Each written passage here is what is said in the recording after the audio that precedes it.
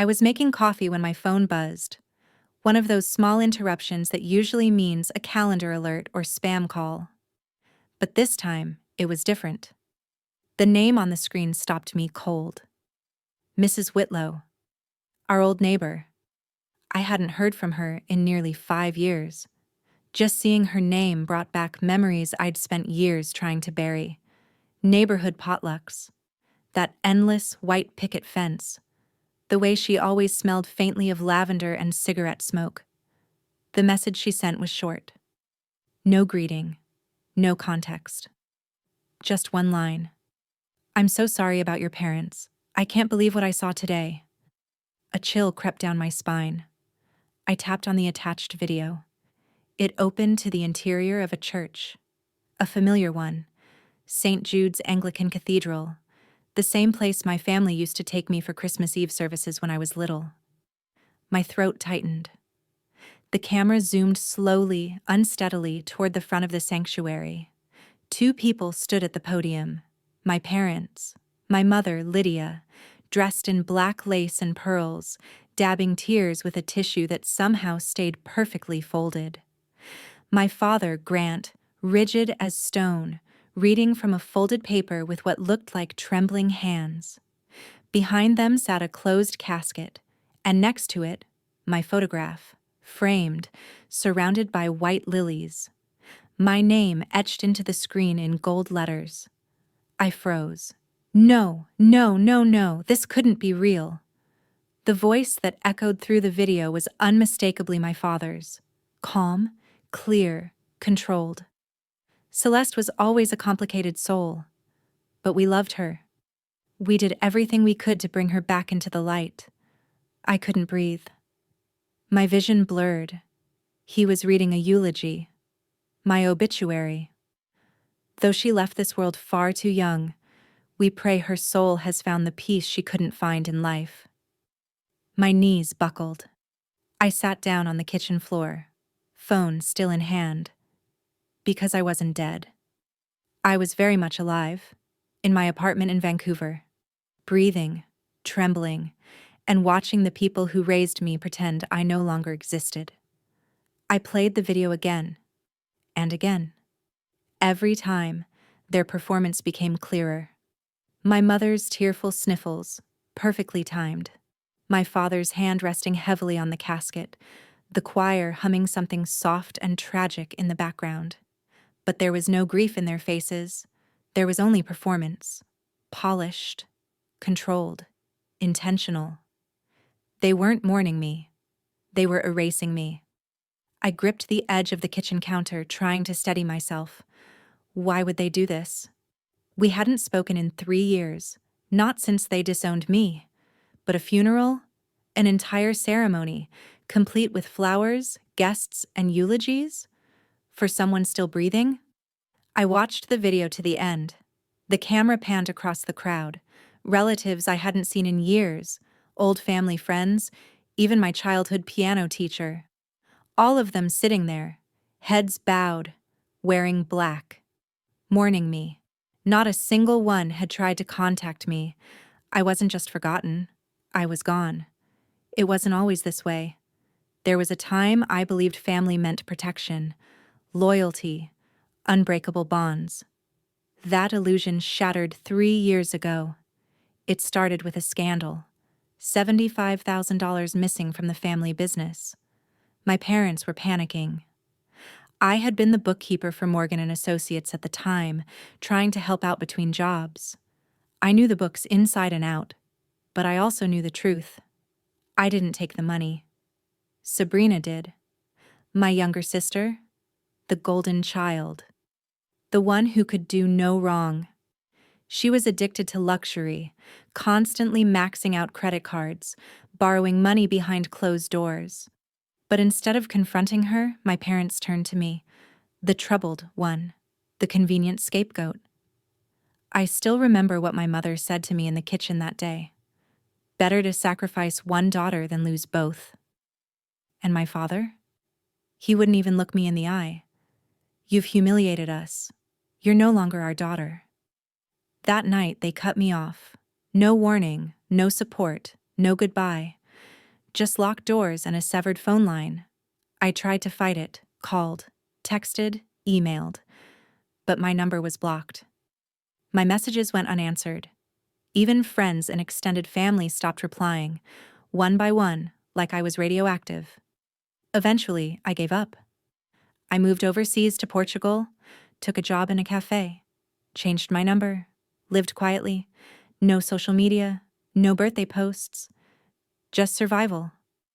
I kept hoping, stupidly, that one day someone would reach out, ask if I was okay, tell me it was all a mistake. That day never came. Instead, I got a funeral. The memory of the video looped again in my mind. My own face beside a coffin I'd never seen. A life cut short that hadn't actually ended. My parents pretending I had simply vanished in some tragic accident. But there was no accident. There was no crash, no illness, no missing person report. They had fabricated everything, and now they were parading it in front of the world like truth. This wasn't grief. This was a cover-up. And something inside me snapped.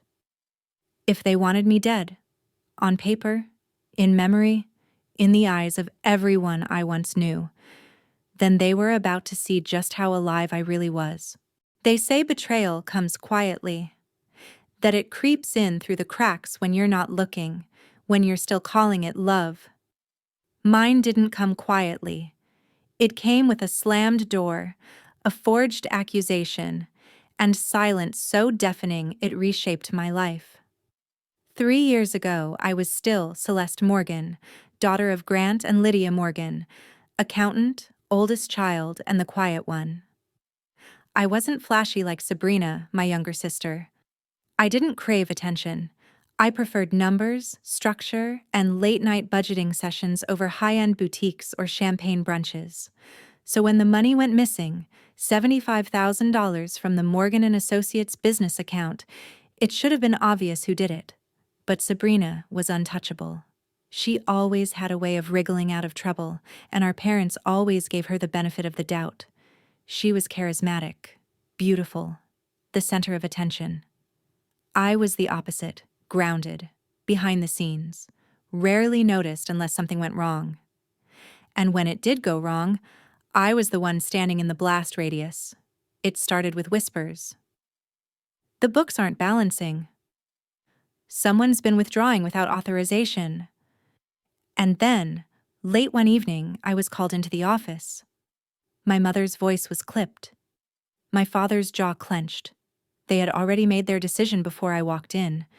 They handed me a printed report, highlighted withdrawals, a spreadsheet of transactions I'd never made, all tied to my user ID. But that wasn't possible. I was careful. Always. Double logins, password rotation, two-factor authentication. The access trail was too clean, too perfect. I knew immediately what had happened. Sabrina had used my credentials. She had access. She'd seen my passwords taped under the keyboard during late nights. She knew how to cover tracks, and she had a reason. Her spending was out of control, and yet, when I told them, they didn't even flinch. My mother stepped forward and looked me dead in the eyes. Better one ruined daughter than two. And that was it. Years of loyalty, gone with a single sentence. The next morning, I was erased. No formal charges, no confrontation with Sabrina. Just nothing. My access revoked. My phone number blocked. My name removed from the company registry. I went home, packed what little I had, and walked out of that house for the last time. It wasn't a dramatic exit. There were no slammed doors or shouted words. Just a sick, hollow quiet that followed me like a shadow as I stepped out into a world that no longer had a place for me. I tried to fight it. At first, I thought there must have been a misunderstanding, that my parents would come to their senses. I sent emails. No reply. I called. Straight to voicemail. I even wrote letters. Returned, unopened. The hardest part wasn't losing the family business or the house I grew up in. It was losing people. the family friends, the cousins, the people who had watched me grow up, people who used to send Christmas cards and bring casseroles to family dinners. One by one, they vanished, ghosted me. Some even blocked me on social media. It was like a switch had been flipped, and for the first time in my life, I was completely, utterly alone. So I left. I bought a one-way ticket to Portugal using the last of my savings. I found a job at a sleepy little cafe in Porto, rented a tiny flat near the river, and started over. No one knew me there. No one cared who my parents were. No one asked about my sister or my past. I worked morning shifts, saved what I could, and tried to forget who I'd been. I deleted my old social accounts, changed my number, got a new passport, started going by my middle name, Elle, just to have a piece of myself they hadn't touched. And for a while, it worked. The quiet, the anonymity, it helped. But even then, even in my most fragile moments, I held on to one small, impossible hope. That one day, someone would call. Someone would say, "There's been a mistake. We're sorry. Come home." But that day never came. Instead, something much worse did. Last year, I tried logging into an old email tied to my bank account. I needed a record for taxes. It wouldn't let me in. I contacted support, explained the issue. After a short hold, the representative came back on the line, her voice gentle, almost apologetic. "I'm sorry, ma'am. The account was permanently deactivated following a deceased user report." "What?" I asked. "There must be some mistake, I'm not." "The system was updated with an official death certificate in 2020. We're not authorized to restore access without legal documentation." I hung up. I don't remember much of the rest of that night. Just sitting in the dark, staring at the ceiling, replaying every moment that had led to this. I hadn't just been disowned. I'd been declared dead. It all started to make sense. Why I couldn't recover old accounts. Why mail stopped coming. Why even the government seemed to forget I existed. My family hadn't just shut the door on me. They had erased me. And now, with that video of my funeral, of my parents standing under my portrait, reading a eulogy, they had made it official. They had crafted an entire narrative. A tragic car accident overseas. No remains. Cremation. Closed casket. The perfect lie. And I was done being quiet. The next morning, I pulled out every document I had. Passport stamps, rental contracts, work permits, tax returns, flight records proof. Real, hard, irrefutable proof that I had been alive the whole time. Then I opened my laptop and typed in a name I hadn't thought about in years. Sabrina Morgan. Her social media accounts were private. Most of them. Except one. Her wedding planner's Instagram was public. And there she was. Smiling. Radiant. A diamond ring the size of my dignity flashing in the sun. Every member of my family was there. Aunt Judith, Cousin Lynn, even great-uncle Charles, who hadn't traveled in decades. But not me. Not even a single mention. Until I saw it. A photo captioned, "To the one daughter who always made us proud." There, standing beside Sabrina's new husband, was my father, holding a glass of wine, beaming. That was the moment it clicked. I hadn't just been forgotten. I'd been replaced. There was a time when I believed being disowned was the worst thing that could happen to a person. Turns out, it's not. Being declared dead while you're still alive? That's worse. Much worse. Because disownment is rejection. But death is erasure. That morning, staring at the wedding photos of Sabrina, seeing my father raise a toast to the daughter who always made us proud, it was as if every breath I took was in defiance of their fiction, their performance, their lie. They hadn't just erased me from the family. They had buried me to build Sabrina's fairy tale. And now I knew why. I dug deeper, click through every linked tag, every image, every comment. Sabrina looked radiant in white, pearls around her neck, champagne flutes in hand, basking in attention. And there, tucked between rehearsal dinner candids and honeymoon snapshots, I found it. A legal filing notice, quiet, buried in a family business registry, the Morgan Family Trust. It had been altered.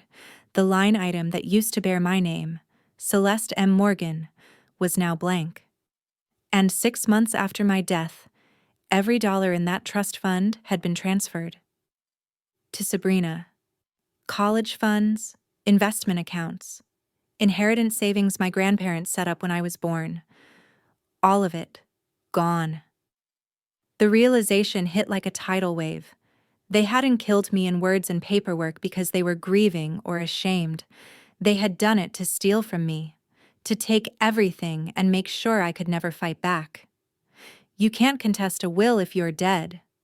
You can't claim inheritance if you don't legally exist. They had written me out of the narrative because dead daughters don't make demands. But I wasn't dead, and I was done playing the ghost. The next morning, I dressed deliberately. Black slacks, a navy blazer, hair pulled tight, no makeup, no softness, just facts and fury. In one arm, I carried a folder thick with documentation. Portuguese tax records, lease agreements, international health insurance cards, utility bills, passport entry stamps for the last 3 years. Proof that I hadn't disappeared.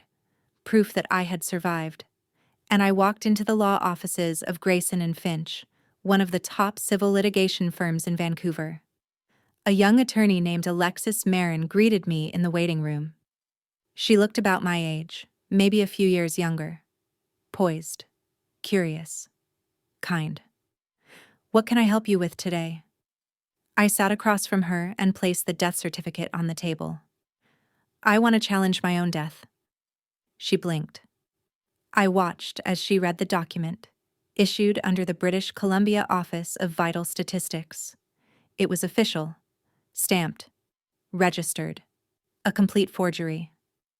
"This was filed 2.5 years ago," she murmured.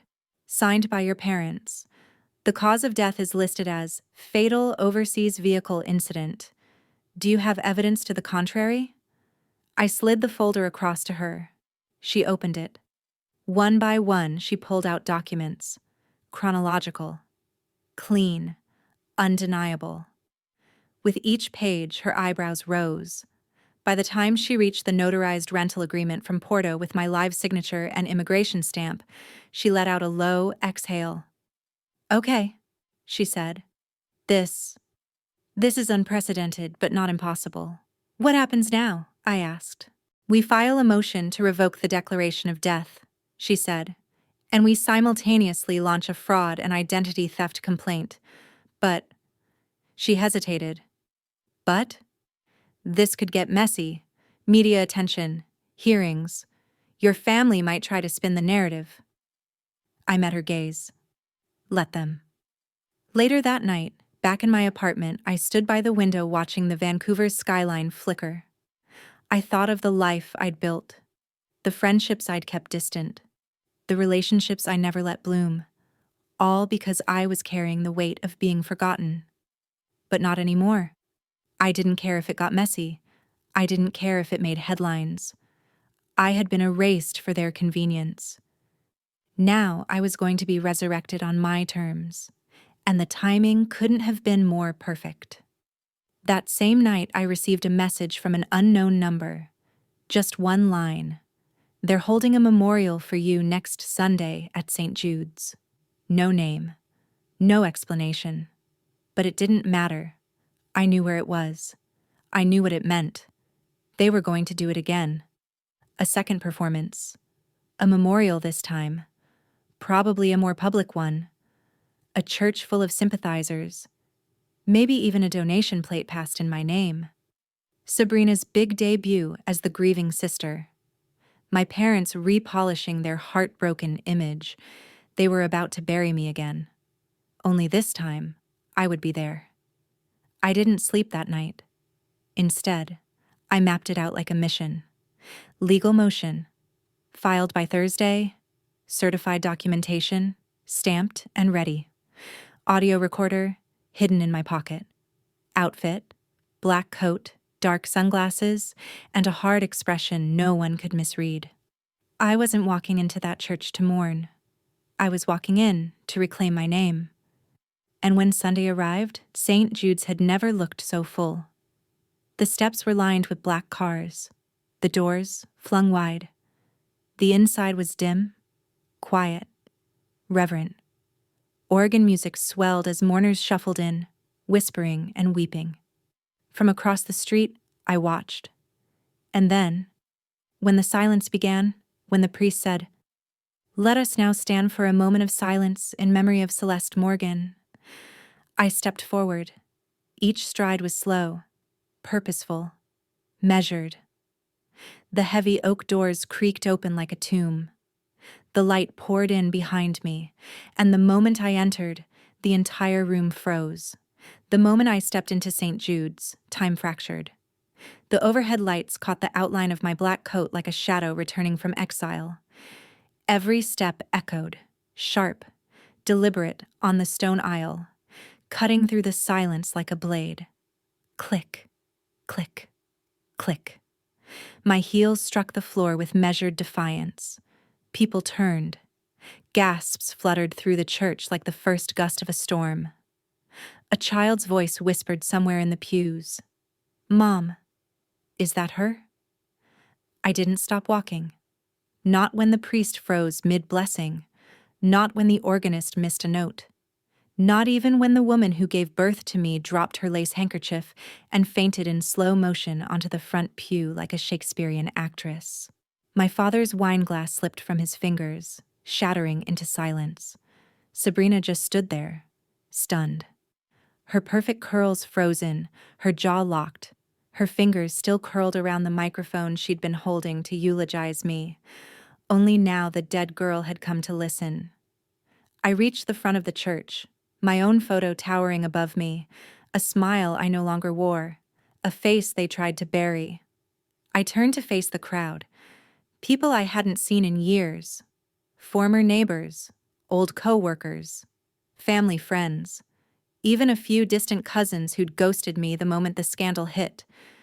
Now they stared like they'd seen a ghost. Good. Let them feel what I'd felt. Confusion, disbelief, terror. I cleared my throat once. The sound felt enormous. "I heard I died," I began, my voice calm but loud enough to reach the last row. "But I'm here to correct the story." A ripple moved through the room like thunder. Some people backed away. Others grabbed phones, unsure if they should call for help or hit record. "There was no accident," I said.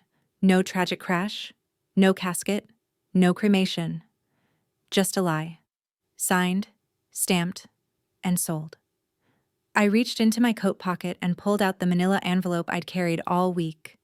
Thick, official, bursting with documents. "These are my passport stamps," I said, laying each one on the altar like sacred offerings. "My tax records, my lease agreements, my work permits. Every year you thought I was dead, I was living, working, paying taxes.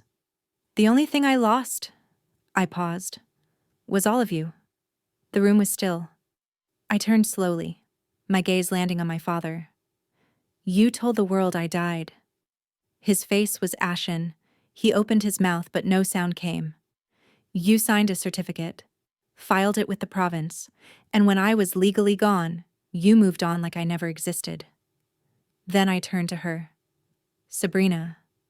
She looked frozen, her mouth trembling, her hands still clenched around her pearls like they were life support. "And you," I said, my voice low, cutting. "You inherited everything. You took the trust fund, the savings, the business shares, everything." She shook her head. "Just barely." Celeste, I didn't." "Don't," I said. "Don't lie, not here, not in front of my casket." The audience gasped. Someone near the back whispered, "She's got proof." Someone else began recording. "Good. Let the world see it." "You didn't lose a daughter," I said, scanning the pews. "You erased one.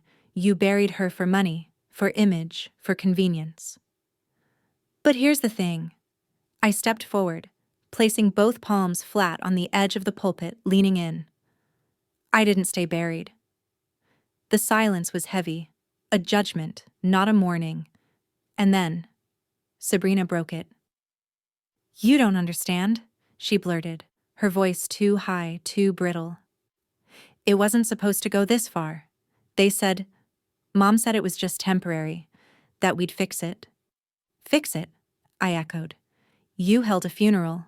Twice. I didn't sign anything." "But you cashed everything," I said coldly, "and wore it around your neck." Her hand shot to her pearls. People were whispering now. Phones were up. My Aunt Judith looked mortified. My cousin Julian was crying, and my father, my once proud, steely father, was wilting under the weight of his lies. Then, I reached into the envelope one final time and pulled out the death certificate. "Here it is," I said, holding it up for everyone to see. "The document that killed me." I took out a pen, clicked it, and scribbled across the top in thick black ink. "Void." Then I tore it in half and dropped the pieces to the floor of the church. "I'm not here to beg," I said. "Not for forgiveness, not for understanding. I'm here to be reborn." No one clapped. This wasn't a movie. It was a reckoning, and reckoning isn't pretty. I walked out of the church with every eye burning into my back. The bells rang behind me, loud and hollow. But this time, they weren't for me. They were for the people still inside, the ones left behind by the truth. That afternoon, Alexis filed the motion with the court. The province began an investigation into fraudulent death reporting, identity falsification, trust fund embezzlement, perjury. And though I knew the process would take time, one thing was already official. I was legally alive again. A resurrection not by miracle, but by sheer will. The Monday after my memorial, headlines started swirling. Dead woman crashes her own funeral, family under investigation. My inbox flooded with interview requests, news anchors camped outside my building, and strangers online hailed me as the woman who came back to life. But this wasn't a movie. There were no credits rolling, no theme music, because after the performance came the cleanup. The day after the memorial, I sat across from Alexis again, this time in a conference room. The legal motion to revoke my death status had been filed. The fraud complaint had triggered an official investigation. "We need to prepare for depositions," she said, stacking documents.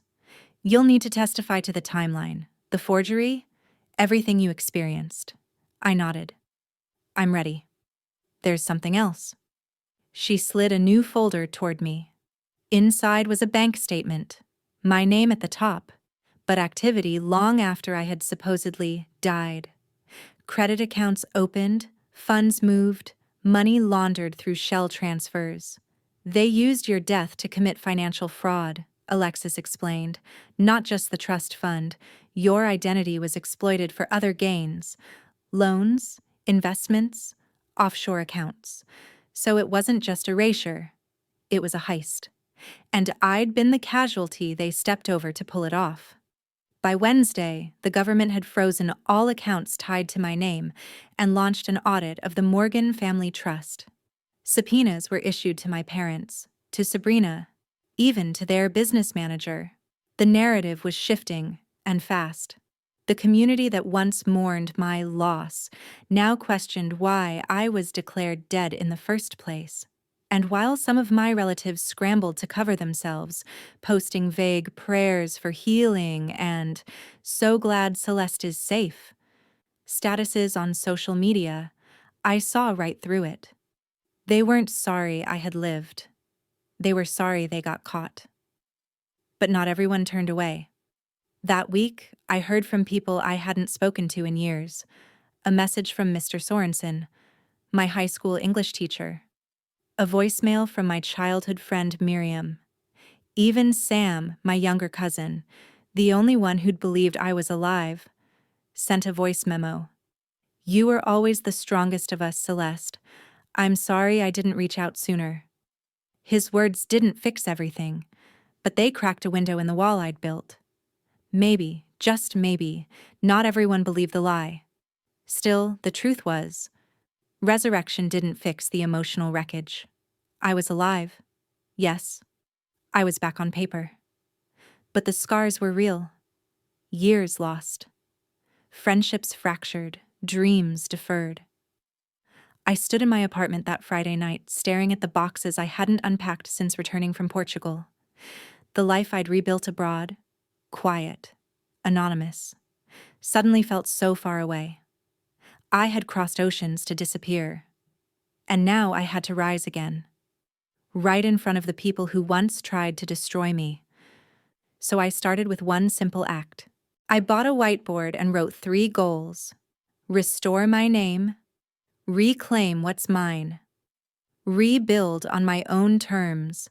Everything else would flow from there. On Saturday, I met with a journalist from the Pacific Review, a local investigative magazine. She had been tracking inheritance fraud cases and wanted to feature mine. Her name was Talia Nguyen. Sharp, professional, with a calm voice and a recorder in hand. "Do you want to be anonymous?" she asked. "No," I said. "I want them to see my face." She asked why I waited so long to come forward, why I didn't expose them earlier. I thought about the nights I spent alone in Portugal, about staring at the ceiling in that tiny flat, wondering if I was the crazy one, if they were right to throw me away. "Because I wasn't ready," I said. "But I am now." That article changed everything, titled, "The Woman Who Refused to Stay Buried: A Legal Resurrection." It detailed the forgery, the trust fund transfer, the fraudulent death certificate, the forged public records, the upcoming hearings. The public response was explosive. Suddenly, the Morgans weren't grieving parents. They were suspects. The business community started distancing itself. The family firm lost investors.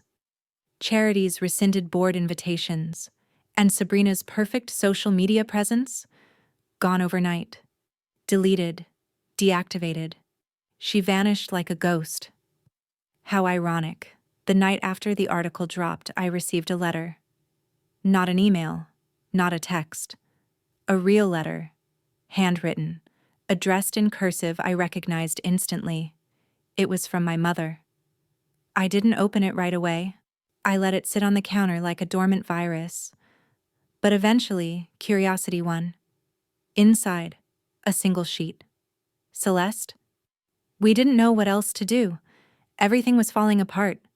Your father was furious. Sabrina was terrified. It was the only way to keep the business together. You always were strong. I knew you'd survive. I'm sorry. Mom." I stared at the words. "We didn't know what else to do. You always were strong." Translation? "We did it on purpose. We thought you could take it, so we made you suffer to save ourselves." I folded the letter slowly, then tore it into 4 pieces. Then again. Because some apologies don't deserve to be read twice. It took 6 weeks for the court to finalize the reversal of my death declaration. 6 weeks of hearings, evidence reviews, and legal back and forth. But the day it came through, Alexis met me at the courthouse steps with a quiet nod and a thin smile.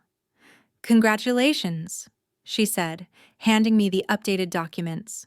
"You're officially alive." "Feels like I never really died," I replied. "Just disappeared." The crowd outside the courthouse was small but persistent. Journalists, photographers, a few curious onlookers. The buzz hadn't faded, and part of me knew it wouldn't for a while. But I hadn't done this for attention. I did it to end the silence. The state's investigation proceeded like a fire catching dry brush.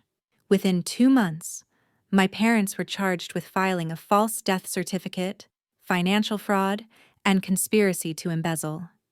Sabrina was subpoenaed for trust fund misappropriation and beneficiary fraud. The family business was suspended pending a full audit. The same community that once attended my funeral now watched as the people in black suits walked into my parents' home with warrant folders and forensic accountants in tow. They buried me to keep their kingdom intact. Now that kingdom was crumbling, brick by brick. I didn't sit through their arraignments. I didn't need to, because by then, I was already moving on. I moved into a small cottage on the edge of Sausalito, a rental I paid for with my own money, earned from freelance tech work, and a consulting gig Talia Nguyen helped set up after her article went viral. No more asking permission. No more being erased in service of someone else's version of family. This time, I was building everything on my own terms.